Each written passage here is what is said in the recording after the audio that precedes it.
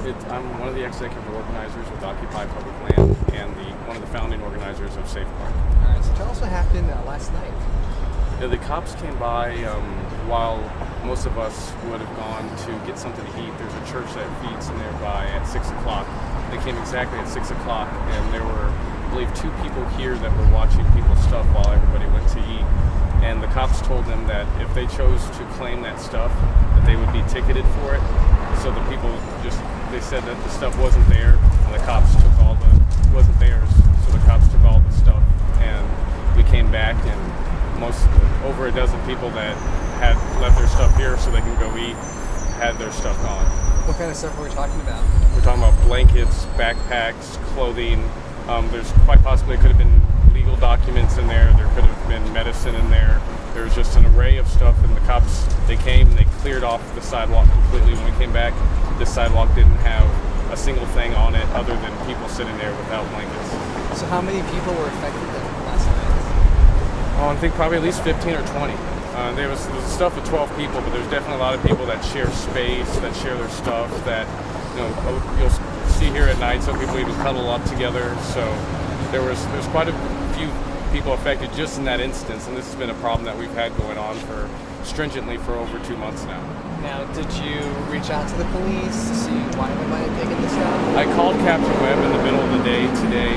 He's been more or less the liaison for this project from the get-go. We've actually had interdepartmental meetings together, and I've gotten no response from him. But in the past 2 months, the government, all the bureaus that we were working with pretty closely, they've pretty much all cut us off. So I'm not sure why the city of Tucson or the Tucson Police Department are taking this stance right now, but we've been out here just making sure people had a safe place to sleep like we always do, with or without the help of the Tucson Police Department. Mm-hmm. So what are you going to do about the stuff now? I mean, their blankets and backpacks and clothes are gone. How are these people going to get by the next few days or weeks?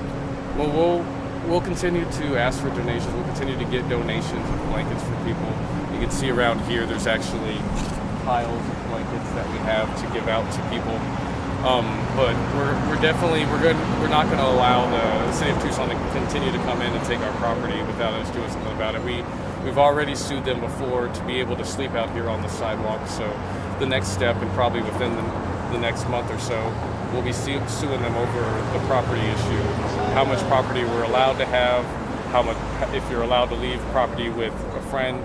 And we already know we have good legal grounding on that, or we wouldn't have done it in the first place. We've been looking at reports in the last few months. In 2014 alone, there have been several incidences here with police in terms of assault property, harassment, assaults, with people here. Could that possibly be a precursor to you guys being kicked out? I don't believe so, because I think a connection that we could easily draw in court is how much crime is actually minimized in the downtown area in comparison to the spike that we've seen at this park. Of course, the activity at this park increased 100-fold, but in the same, we've drawn in a lot of that crime, and we've dispensed and minimized a lot of that crime that are going around downtown because we've brought it here. We've been able to work with people and talk with people and make them feel dignified.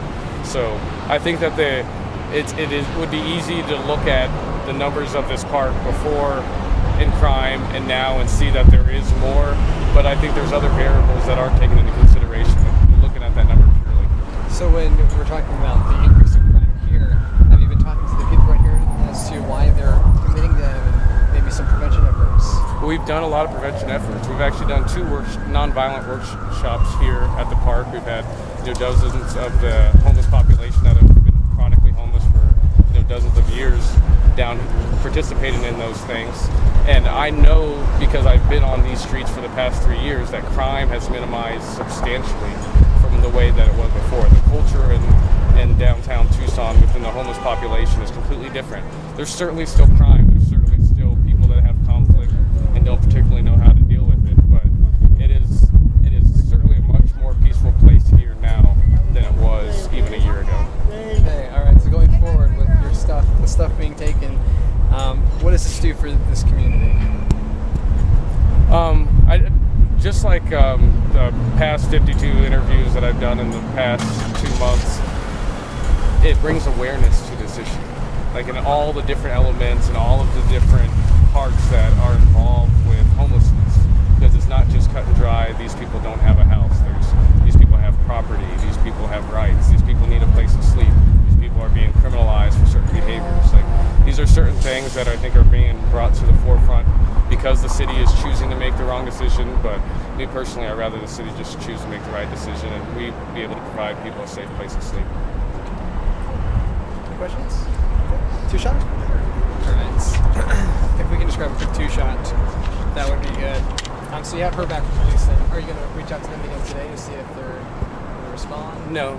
I mean, with the Tucson Police Department, when they want to communicate with me or with this group at all, they call us every single time if they have any problems. And we were pretty successful at dealing with it together before. But I'm not, like I said, I'm not sure why they've cut off the communication